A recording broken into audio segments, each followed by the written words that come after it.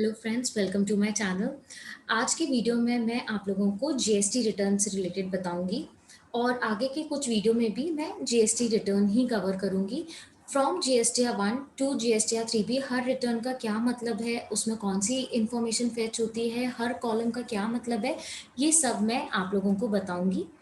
तो आइए अपन GST site पे चलते हैं। जीएसटी साइट पे जैसे आप लॉगिन करेंगे तो आपको डैशबोर्ड दिखेगा। डैशबोर्ड में आप सर्विसेज में रिटर्न रिटर्न में रिटर्न डैशबोर्ड, फिर आपको ये ऐसे ओपन हो जाएगी स्क्रीन। उसमें आप फाइनेंशियल ईयर, क्वार्टर या मंथली है तो मंथली पीरियड सिलेक्ट करके आपके पास ऐसी पूरे रिटर्न्स की विंडो खुल जाती है।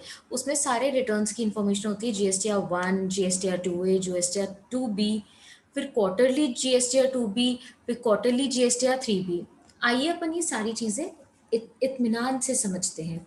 तो जीएसटीआर 1 होती है डिटेल रिटर्न। उसमें क्या जाती है, जो भी हम सेल करते हैं, गुड्स या सर्विसेज रेंडर करते हैं, उसके अगेंस्ट हम टैक्स इनवॉइस इशू करते हैं, या बिल ऑफ सप्लाई अगर एग्जेम्प्ट है तो बिल ऑफ सप्लाई इशू करते हैं, डेबिट नोट इशू करते हैं, क्रेडिट नोट इशू करते हैं। डेबिट नोट, क्रेडिट नोट आपके सेल से रिलेटेड हो या सर्विसेज रेंडर के ऊपर हो, तो आपने जो भी डॉक्यूमेंट्स इशू करे हैं वो पूरे डॉक्यूमेंट वाइज इंफॉर्मेशन आती है जीएसटीआर 1 में, बेसिकली सेल से रिलेटेड।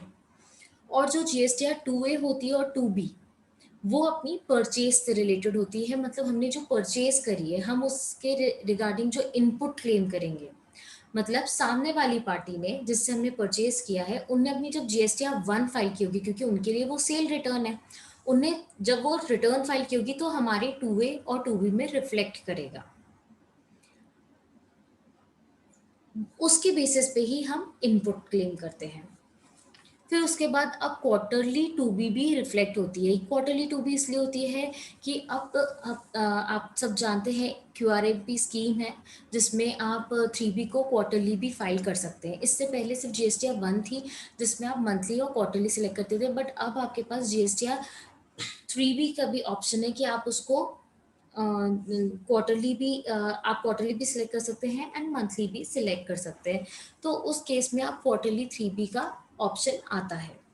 और जो क्वार्टरली 2B है, क्वार्टरली 2B इसलिए है कि आपको हर महीने, अगर आपने क्वार्टरली रिटर्न ऑप्ट करा है, तो आपको हर महीने आईएफएफ पोर्टल में आउटपुट सप्लाई की डिटेल डालनी है, और आप इनपुट भी क्लेम कर सकते हैं अपने 2B में देख के। और उसके बाद आपको टैक्स जमा करना रहता है, बस हर महीने आपको टैक्स जमा करना रहता है। और जब क्वार्टर का लास्ट महीना होता है, तब आपको जीएसटीआर 3B फाइल करनी रहती है, कंसोलिडेटेड क्वार्टरली। तो इस वजह से अब क्वार्टरली 2B का भी ऑप्शन आ गया कि आप क्वार्टरली इनपुट अपना देख पाए। तो आज मैं आप लोगों को जीएसटीआर 3B बताऊंगी। जीएसटीआर 3B आप मंथली फाइल कर रहे हो, क्वार्टरली फाइल कर रहे हो, एक ही बात है, उसमें समराइज्ड इंफॉर्मेशन जाती है। मतलब आपने क्वार्टर में या मंथ में जैसे भी आप रिटर्न फाइल कर रहे हो, उसमें आपने कंसोलिडेटेड सेल्स कितनी की है एंड कंसोलिडेटेड परचेज कितनी की है, उसकी इंफॉर्मेशन जाती है। 1 to 1 आपको जो देखना है वो आप जीएसटीआर 1 में देखेंगे एंड जीएसटीआर 2A 2B में देखेंगे। तो आइए, जब आप जीएसटीआर 3B में क्लिक करेंगे तो वो आपसे पूछता है, आपको अगर नील रिटर्न फाइल करनी है तो आप यस करें, तो आप डिटेल में नहीं जाएंगे, आप आपकी रिटर्न बस इसके बाद ओटीपी से वेरीफाई हो जाएगी। बट अगर आपकी नील रिटर्न नहीं है तो आपको नो पे क्लिक करना है एंड नेक्स्ट करना है। उसके बाद वो आपको एक समरी फॉर्म बताता है कि आपके जीएसटीआर 3B में जितने भी कॉलम है, 3.1 है, 3.2 है, 4 है, इन सब में जो आपको ऑटोमेटिकली इंफॉर्मेशन दिखेगी। पहले इंफॉर्मेशन नहीं दिखती थी, सिर्फ हम अमाउंट पुट करते थे। बट अब क्या है, अब जब से जीएसटीआर 2B आ चुका है, तब से अब जीएसटीआर 3B में इंफॉर्मेशन पहले से डली रहती है। मतलब आपने पहले, सबसे पहले जीएसटीआर 1 फाइल करी है, आपने अपनी सेल्स बताई है, सेल्स बताई है, तो आपकी जो आउटवर्ड लाइबिलिटी है सेल्स में, वो ऑटोमेटिकली जीएसटीआर 3B में आ जाएगी। मतलब कि उसको समझ आ जाएगा कि अरे आपने जीएसटीआर 1 में 1 लाख की फॉर एग्जांपल सेल्स बताई है और उसमें आपके 18,000 का जीएसटी बनता है, तो 3B में ऑटोमेटिकली सिस्टम को पता चल जाएगा, मतलब इस महीने या इस क्वार्टर की जो आपकी लाइबिलिटी है जीएसटी की, वो 18,000 की है। अब आती है इनपुट की बारी। इनपुट कहाँ से पता चलेगा? आईटीसी। तो इनपुट पता चलता है जो हमारा जीएसटीआर 2बी और 2ए है, उसमें जितने भी इनपुट दिखता है अकॉर्डिंग टू सप्लायर, सप्लायर ने जो रिटर्न फाइल करी है वो हमारे आईटीसी रिफ्लेक्ट करता है जीएसटीआर 2बी और 2ए में।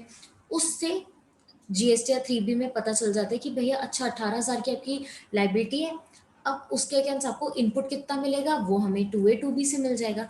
तो ये सारी चीज़ें सिस्टम में डली रहती है, बट आपको वेरीफाई करना है। वेरीफाई इसलिए करना है क्योंकि फॉर एग्जाम्पल सामने वाले ने रिटर्न फाइल कर दी, रिटर्न में आपके अगेंस्ट में उसने एक इनपुट बता दिया, तो आपके 2ए में रिफ्लेक्ट कर रहा है और 2बी में रिफ्लेक्ट कर रहा है।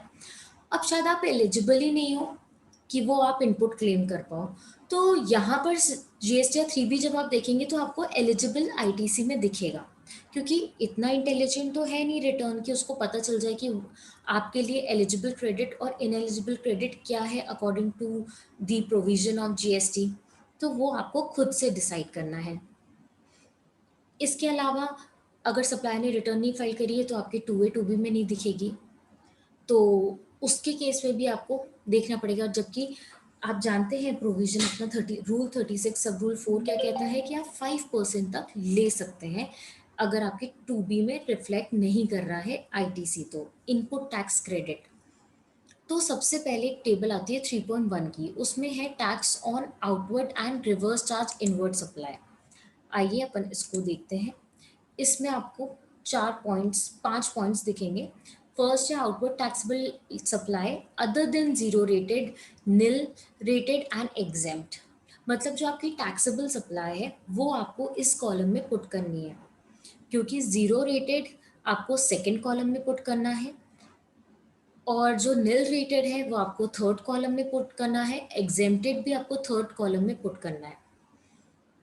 इस वजह से फर्स्ट कॉलम में other than zero rated, nil rated and exempted बताया है। अब जो फोर्थ है inward supply liable to reverse charge, इसका ये मतलब है कि कुछ परचेजेस, मतलब आपने अगर कुछ सर्विसेज रिसीव करी है, गुड्स ऐसे रिसीव करे जिसमें रिवर्स चार्ज एप्लीकेबल है, जैसे जीटीए की सर्विसेज है, गुड्स ट्रांसपोर्ट एजेंसी, अगर आपने उसकी सर्विसेज ली हैं तो आपके ऊपर लाइबिलिटी होती है कि आप उसमें पे करें, भले ही वो आपकी सेल्स नहीं है, आपने परचेज किया है, बट कुछ ऐसे ट्रांजैक्शंस बताए हैं जीएसटी में कि आप अगर उसको रिसीव कर रहे हैं तो आपको उस पे जीएसटी जमा करना है। सामने वाला जीएसटी नहीं जमा करेगा, आपको करना है, भले वो आपके लिए एक्सपेंस है। तो कुछ एक्सपेंसेस में भी जीएसटी जमा करना पड़ता है, वो रिवर्स चार्ज कहलाता है। तो अगर ऐसे कोई इनवर्ट सप्लाई है, इनवर्ट सप्लाई मतलब मेरी मर्चेजेस को इनवर्ट सप्लाई कहते हैं और वैसे ही सेल्स को आउटवर्ट सप्लाई कहते हैं। ऐसी है लाइबल टू रिवर्स चार्ज, तो आपको डी कॉलम में बताना है। और इसके अलावा जो नॉन जीएसटी आउटपुट सप्लाईज हैं जो जीएसटी में कवर्ड ही नहीं होते, जैसे पेट्रोलियम प्रोडक्ट्स हो गए, वो आप यहाँ पर बताएंगे। अब आपकी अगर पेट्रोल पंप की रिटर्न जाती है तो उसमें पेट्रोल डीजल का जो अमाउंट है वो ई में जाता है। तो ये तो हो गया अपने आउटपुट सप्लाई से रिलेटेड। अब यहाँ पर आप जैसे कर्सर लगाएंगे कहीं पे भी तो आपको पता चल जाएगा। यहाँ पर आप देख सकते हैं कि your amount and system computed, मतलब कि सिस्टम ने कंप्यूट करा है 44,060 रुपीज़ और हमारा अमाउंट ही 44,060 रुपीज़ है। अब ये इसने कहाँ से फेच किया होगा, तो जीएसटीआर 1 से इसने फेच किया है।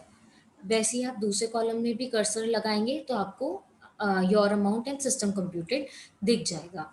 तो ऐसे करके भी आपकी रिटर्न, आपका ये टेबल कंप्लीट हो जाएगा। उसके बाद आता है 3.2 टेबल। इसमें इंटर स्टेट सप्लाई की डिटेल बताते हैं, कौन से, जो आपने अनरजिस्टर्ड पर्सन को बताए हैं। कॉम्पोजिशन टैक्सेबल, यूआईएन होल्डर, ये वाली सप्लाई यहाँ पर कवर होती है। आपने अनरजिस्टर्ड पर्सन जो कि इंटर स्टेट सप्लाई मतलब एक स्टेट से दूसरे स्टेट में सप्लाई करी है आउटपुट सप्लाई, तो आपको यहाँ पर इंफॉर्मेशन बतानी है। अगर सामने वाला कॉम्पोजिशन टैक्सेबल पर्सन है, उसने आपसे सर्विसेज ली हैं, तो आपको इस कॉलम में 3.2 में बताना है। और supply made to UIN holder आपको इसी टेबल पे बताना है। अब ये जो 3.2 वाला है ये सिर्फ इंफॉर्मेशन पर्पस के लिए है। 3.1 में आपको टोटल अमाउंट बताना है, 3.2 is for information purpose only. इससे टोटल अमाउंट नहीं कहीं ऐड होता। अब अपन फोर्थ टेबल देख लेते हैं, एलिजिबल आईटीसी। एलिजिबल आईटीसी में आप जैसे क्लिक करेंगे तो यहाँ पर आपको पूरी आईटीसी की डिटेल बतानी है, आईजीएसटी, सीजीएसटी, एसजीएसटी, सेस। अब सबसे पहले आता है आईटीसी अवेलेबल। अब आईटीसी कौन कौन से पार्ट में अपन को मिल सकता है? Import of goods, import of service, inward supply, liable to reverse charge. जो अपन ने अभी टेबल 3.1 में देखा था, जिसमें मैंने जिस परचेजेस में, एक्सपेंसेस में मैंने रिवर्स चार्ज जमा किया है, उसका मैं इनपुट भी क्लेम कर सकती हूँ। तो वो जो इनपुट क्लेम करना है वो थर्ड कॉलम में करना है। वैसे ही invert supply from ISD, input service distributor. अगर इनपुट सर्विस डिस्ट्रीब्यूटर ने इनवर्ट सप्लाईज से रिलेटेड जीएसटी ट्रांसफ़र किया तो आपको फोर्थ पॉइंट में उसे क्लेम करना है। इन सब के अलावा जितने भी बाकी के आईटीसी हैं वो ऑल अदर आईटीसी वाले कॉलम में आते हैं, जो कि फिफ्थ पॉइंट है। तो यहाँ पर ये ऑटोमेटिकली फेच कर रहा है डिटेल, कहाँ से? जीएसटीआर 2A 2B से।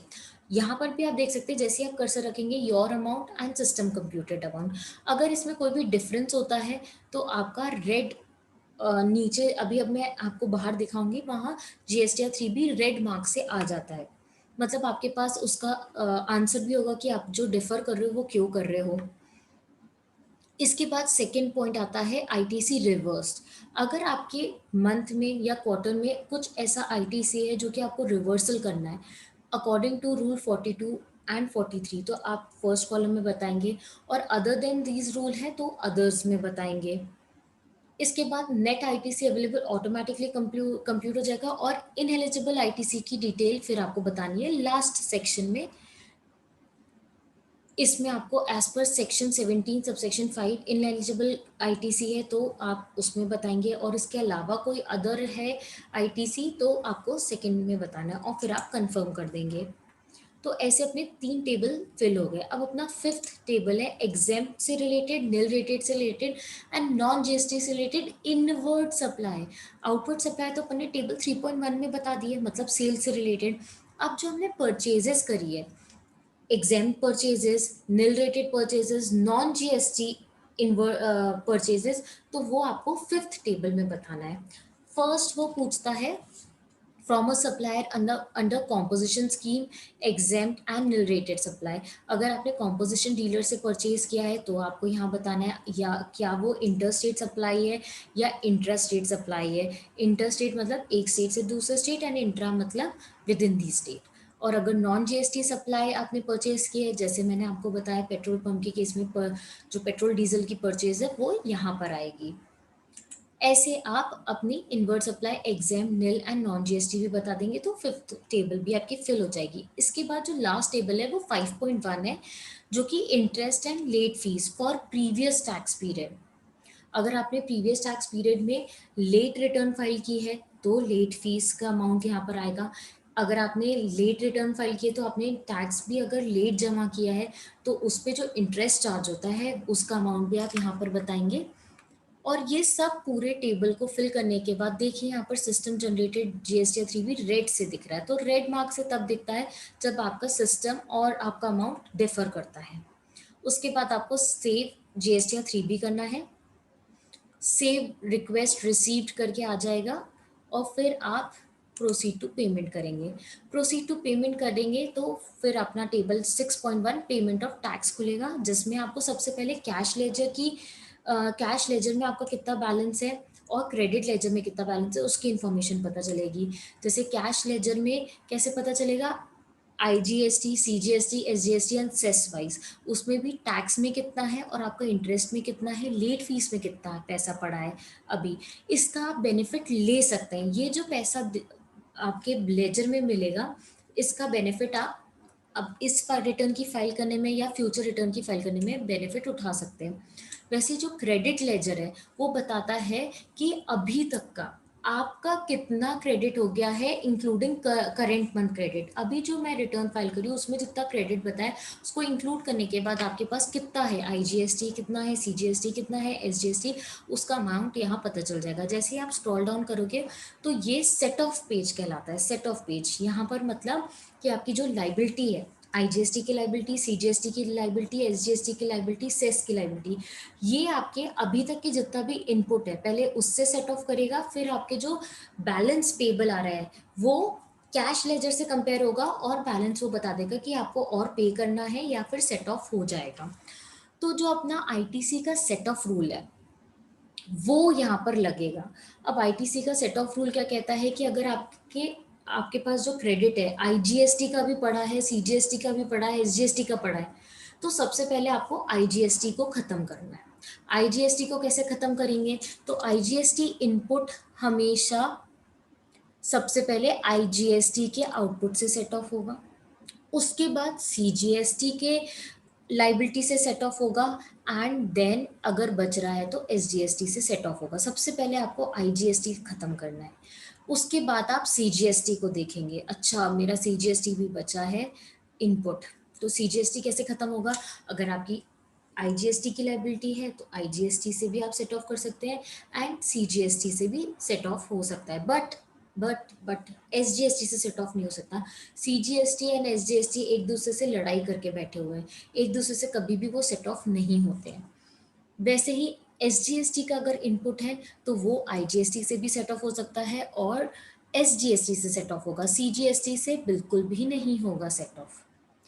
और आपके पास अगर रिवर्स चार्ज की लाइबिलिटी है, मतलब आरसीएम अगर आप पे कर रहे हो तो आपको मैंडेटरीली कैश में पे करना पड़ेगा सबसे पहले, मतलब वो तो आप अलग से जमा करके रखिए। उसके बाद आपका जो क्रेडिट है, आपने क्रेडिट भी क्लेम किया होगा तो वो तो यहाँ क्रेडिट वाले पेज में आ जाएगा, आईटीसी में आ जाएगा रिवर्स चार्ज, बट वो सबसे पहले आपसे कैश में पे करवाएगा रिवर्स चार्ज की लाइबिलिटी, वो सेट ऑफ नहीं होती इनपुट से, वो तो कैश में ही पे करनी पड़ेगी। उसके बाद आपके जो भी बैलेंस बचता है इनपुट के बाद, आप जो भी कैश अवेलेबल है उसको माइनस करने के बाद बैलेंस आपको बता देता है सबसे लास्ट में कि भाई आपको और कितना जमा करना है। ये यूटिलाइज कर दिया उसने कैश बैलेंस, और लास्ट में आपके आ गया एडिशनल कैश रिक्वायर्ड, अभी मुझे इतना और जमा करना है। तो इसको जमा करने के लिए मैं make payment and post credit to ledgers पे क्लिक करूंगी। तो अगर मेरे पास सफिशिएंट कैश बैलेंस होगा तो वो सेट ऑफ कर देगा, नहीं होगा तो वो पूछेगा भाई आपके पास सफिशिएंट बैलेंस नहीं है, तो आपको क्या करना है, मैं क्रिएट कर देता हूँ चालान, फटाफट पे करो फिर सेट ऑफ कर देना। तो ऐसे करके आप 3B अपनी फाइल कर सकते हैं। आपको होप सारे कॉलम अच्छे से समझ आए होंगे। अब मैं नेक्स्ट आपको जीएसटीआर 1 भी समझाऊंगी, जीएसटीआर 2A क्या होता है, 2B क्या होता है, वो सारी चीज़ें मैं कवर करूंगी। तो मेरे इस वीडियो को लाइक करें, अगर आपने मेरे चैनल को सब्सक्राइब नहीं किया है तो करिए। ऐसे ही आपको जीएसटी के अपडेट्स, इनकम टैक्स के अपडेट्स, कोई भी आपके डाउट है तो आप कमेंट सेक्शन में लिखते हैं, मैं उसका आंसर ज़रूर करती हूँ। और I know income tax utility में काफ़ी प्रॉब्लम आ रही है, मैं उसको सॉल्व करने की कोशिश कर रही हूँ, तो आप मेरे साथ बने रहिए। तो तब तक के लिए बाय बाय।